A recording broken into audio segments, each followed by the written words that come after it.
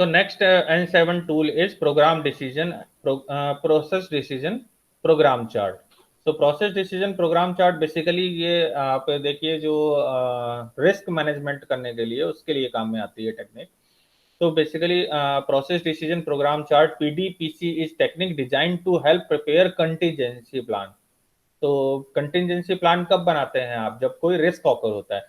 तो यहाँ पर क्या होता है, ये जो आप चार्ट बनाते हैं इसमें क्या होता है कि जैसे एक्टिविटीज हैं, एक्टिविटीज के सामने आप उससे एसोसिएट होने वाले जो भी नेचुरल या असाइनेबल कॉजेज हैं, रिस्क हैं, उनको आप लिखते हैं और उसके बाद उनके काउंटर मेजर्स लिखते हैं कि मीन्स इस तरीके का रिस्क अगर होता है इस प्रोसेस में तो मुझे कौन सी एक्टिविटी या कौन सी जो मतलब काउंटर मेजर स्ट्रेटेजी है जो कि मुझे अडॉप्ट करनी पड़ेगी, तो जिससे मैं इस रिस्क को मिटिगेट कर सकता हूँ. ठीक है.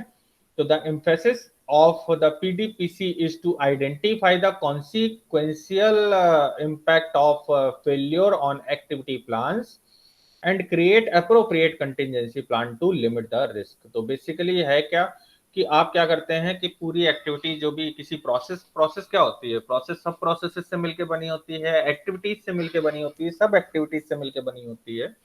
ठीक है. तो उसको सबसे पहले तो बाइफरकेट कर लेते हैं छोटी छोटी एक्टिविटीज सब एक्टिविटीज में. ठीक है. उनकी एक लिस्ट बना लेते हैं. अब उसके बाद उसके बगल में उससे एसोसिएट होने वाले, मान लीजिए किसी प्रोसेस में जो एक्टिविटी है उससे एसोसिएट होने में कोई रिस्क है तो उस रिस्क को लिख लिया और उस रिस्क का क्या काउंटर मेजर है, मींस क्या कंटिजेंसी प्लान है, वो भी आप वहां पर मेंशन कर देंगे. तो इनकेस जब आप उस प्रोसेस को हैंडल करेंगे तो आप क्या करेंगे, उस काउंटर मेजर को अप्लाई करते हुए उस प्रोसेस को हैंडल करेंगे, जिससे वो जो रिस्क है वो ऑटोमेटिकली क्या होगा, मिटिगेट हो जाएगा, लिमिटेड हो जाएगा. है ना. रिस्क को आप क्या कर सकते हैं, मिटिगेट कर सकते हैं, लिमिट कर सकते हैं. ठीक है. पूरी तरह से रिमूव नहीं कर सकते हैं. ठीक है. रिस्क क्योंकि दो तरीके से ऑकर होता है, नेचुरल रिस्क हो सकता है और असाइनेबल रिस्क हो सकता है, और दोनों ही तरीके के रिस्क पॉसिबल हैं ऑर्गेनाइजेशन में. ठीक है. तो process diagram and planning tree diagrams are extended by a couple of level when the PDPC is applied to the bottom level task on those diagrams. ठीक है. तो इसमें हम एक एग्जांपल देख लेते हैं. ये देखिए. तो प्लान मीन्स ये सर्टेन प्रोसेस है. मान लीजिए कि ये auto cut material to pattern template है ना. तो ये एक प्रोसेस है. अब इसमें देखिए तो तीन सब प्रोसेसेस हैं. Fit material on to cutting bench, align material to the edge marks. अब ये क्या है, ये इसकी एक्टिविटीज है. ठीक है. तो ये हो गई मेन प्रोसेस जो आपकी ऑटो कट मटेरियल है. ठीक है. एक मिनट रुकिएगा, मैं मार्कर ले लूँ. Okay. So this is auto cut material to pattern template. ये क्या है आपका, ये है प्रोसेस. ठीक है. This is process. अब इसकी सब प्रोसेसेस क्या है, एक ये है fit material on to cutting bench, दूसरी सब प्रोसेस क्या है, run cutting tool through template, और तीसरी सब प्रोसेस क्या है, रिमूव एंड स्टैक मटेरियल. ठीक है. अब इसमें मान लीजिए सब प्रोसेसेस में, अब देखिए ये तीन सब प्रोसेसेस हैं, इसकी एक्टिविटीज क्या है. तो फर्स्ट एक्टिविटी है इसकी align material to the edge marks. ठीक है. दूसरा है आपका fit and screw down the material clamps. ठीक है. इसी तरह से run cutting tool through the template. तो इसमें क्या है, move cutter to the starting position and run cutter through the template. ठीक है. तो इस तरीके से आपने एक्टिविटीज आइडेंटिफाई कर ली. तीसरी रिमूव एंड स्टैक मटेरियल की कोई भी सब एक्टिविटी नहीं है. ठीक है. या एक्टिविटी एंड सब एक्टिविटीज नहीं है. ठीक है. तो इस तरीके से आपने जो है प्रोसेस को सब प्रोसेसेस को एक्टिविटी और एक्टिविटी को सब एक्टिविटी तक आप ब्रेक कर सकते हैं, इवेंट्स तक ब्रेक कर सकते हैं. That depends on you. ठीक है. अब इसके बाद इसके, अब ये एक कॉलम हो गया. तो यहाँ पर क्या किया आपने, एक मिनट, यहाँ पर आपने मेंशन किया प्लान, है ना, मीन्स जो भी प्रोसेस है. तो ये जो जितना फेज है आपका, ये सारा आप क्या कर रहे हैं, प्रोसेसेस को मैप कर रहे हैं. ठीक है. यहाँ तक ये पूरा क्या है, प्रोसेस सब प्रोसेस एक्टिविटी एंड सब एक्टिविटी वगैरह. अब यहाँ पर आप क्या करेंगे, इससे एसोसिएट होने वाले रिस्क को मेंशन करेंगे. ठीक है. जैसे fit material on to cutting bench, तो क्या हो सकता है यहाँ पर, रिस्क क्या हो सकता है. अब ये असाइनेबल रिस्क है, ये इसमें नेचुरल रिस्क को कंसीडर नहीं किया गया. नेचुरल रिस्क क्या होते हैं, जैसे फ्लड है, अर्थक्वेक है ना, वॉर है, कोई कौन, ये सब मतलब जो जिसपे आपका कोई कंट्रोल नहीं होता है, तो that risk comes under the natural risk. Okay. तो नेचुरल रिस्क क्या है, आप कंट्रोल कर ही नहीं सकते. कोविड 19 पेंडेमिक, ये क्या है, ये आपका नेचुरल रिस्क है, ठीक है, जो ऑकर हुआ है, जिसको जो आपके कंट्रोल के बियॉन्ड है, आप इसे कंट्रोल नहीं कर सकते, बल्कि आप इसके इन्फ्लुएंस में आ जाते हैं, ठीक है, इसको किसी भी तरीके से कंट्रोल नहीं किया जा सकता है, तो that is what natural risk. तो यहाँ पर नेचुरल रिस्क आपने नहीं मेंशन किया है, तो वो भी आप कर सकते हैं, वो डिपेंड करता है, ठीक है, अगर उसके कोई काउंटर मेजर है तो आप मेंशन करेंगे, अदरवाइज अनकंट्रोलेबल है तो फिर अब उसमें तो कुछ किया भी नहीं जा सकता है, ठीक है। जनरली आप क्या करते हैं, इसको डील करने के लिए आप छोटे छोटे प्लांट्स बनाते हैं, एक ही जगह पर एक बड़ा प्लांट लगा करके, और वहां से ही ऑपरेट करने की बजाय आप क्या करते हैं, उसको डिसेंट्रलाइज कर देते हैं, तो उससे क्या होता है कि जो नेचुरल रिस्क है उसको आप काउंटर मेजर कर सकते हैं, कि इन केस अगर कोई एक यूनिट भी कोलैप्स कर गई ना, तो बाकी की यूनिट से थोड़ा थोड़ा प्रोडक्शन बढ़ा करके आप उसके जो एफिशिएंसी है या जो भी आपकी कैपेसिटी है उसको आप मीट कर पाओगे, ठीक है, तो वो वही स्ट्रेटेजी है जो कि यहाँ पर काम आती है।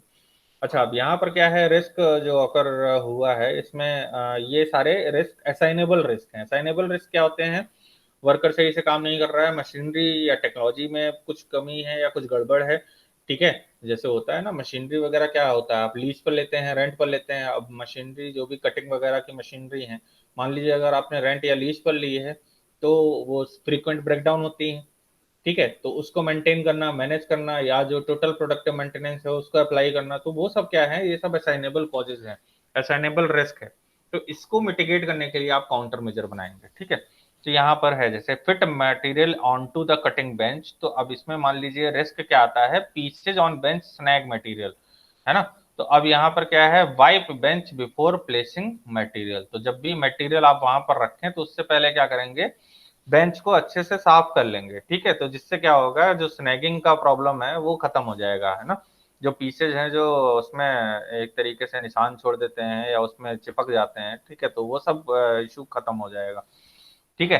Align material to edge marks, तो इसमें क्या है, uneven alignment against edge marks, ठीक है, तो ये रिस्क हो सकता है। अब इसको क्या मिटिगेट करने के लिए, इसको मान लीजिए कोई स्ट्रेटेजी नहीं बनी है, कि बस यही है कि हमें ध्यान रखना है कि जब भी हम उसको एज मार्क्स में रखें, अब जैसे मान लीजिए कुछ भी कट कर रहे हैं तो क्या करना पड़ता है, उसको एक पर्टिकुलर टेम्पलेट में, मतलब एक जगह पर आपको पर्टिकुलर जो फ्रेम है उसको, उसमें आपको फिट करना पड़ेगा ना, उसके बाद मशीन है वो अपने आप से पीसेस कट कर लेगी। फॉर एग्जांपल जैसे आप इसमें मैकडी का एग्जांपल लीजिए, मैकडोनल्ड में अब जो आपका वो पनीर बर्गर आता है या आलू टिक्की बर्गर आता है, तो उसमें क्या होता है, जो स्लाइसेस हैं वो बिल्कुल यूनिफॉर्म कटी होती हैं, तो यूनिफॉर्म क्यों कटी होती हैं, क्योंकि उसको उसी रोल की तरह से, मतलब वैसा आपका पूरा मटेरियल लेकर के उसको फिट कर दिया, और उसको जो कटर है वो एक यूनिफॉर्म शेप में काट रहा है ना, पनीर का जो क्यूब है, जो मैक पनीर आता है उसके पनीर के क्यूब है, उसको एकदम पूरा आपने उसमें फिट कर दिया खांचे में,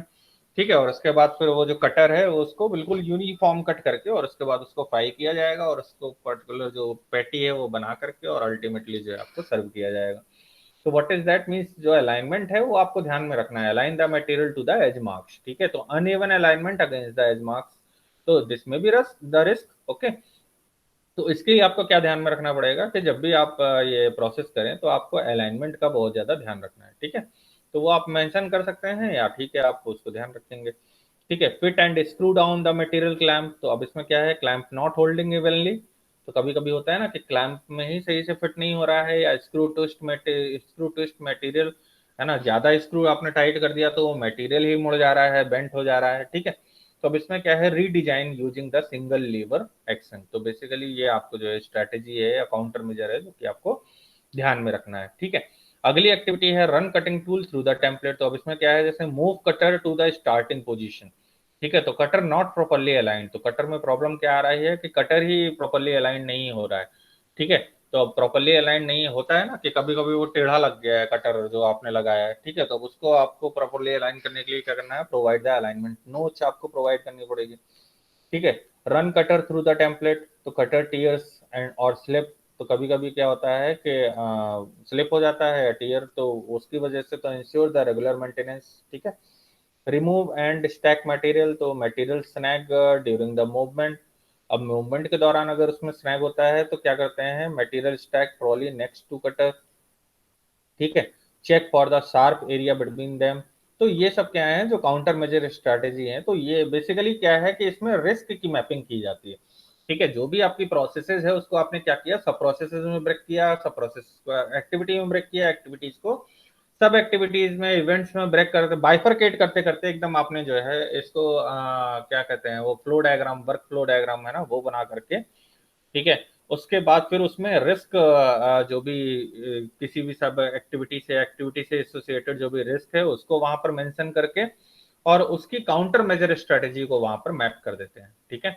तो इससे क्या होता है कि जब भी आप वो प्रोसेस परफॉर्म कर रहे होते हैं तो आप इन जो भी आपके प्रोग्राम्स हैं, जो काउंटर मेजर्स आपने डिसाइड किए हैं, ठीक है, उनका ध्यान रखते हुए आप वो प्रोसेस परफॉर्म करते हैं, तो जो गड़बड़ होने के चांसेस हो सकते थे वो अगर नहीं करते हैं, ठीक है। तो that is about the process decision program chart. तो बेसिकली ये प्रोसेस में अप्लाई होता है, तो इसलिए इसका नाम प्रोसेस डिसीजन प्रोग्राम चार्ट है। तो बेसिकली इसमें आप बाइफरकेट करके और उसकी काउंटर मेजर स्ट्रेटेजी या कंटिजेंसी प्लान बनाते हैं और उसको इनकॉर्पोरेट करते हैं। Is it clear? कोई डाउट है यहाँ तक, कोई प्रॉब्लम है, कोई क्वेश्चन, तो आप पूछ सकते हैं। No sir.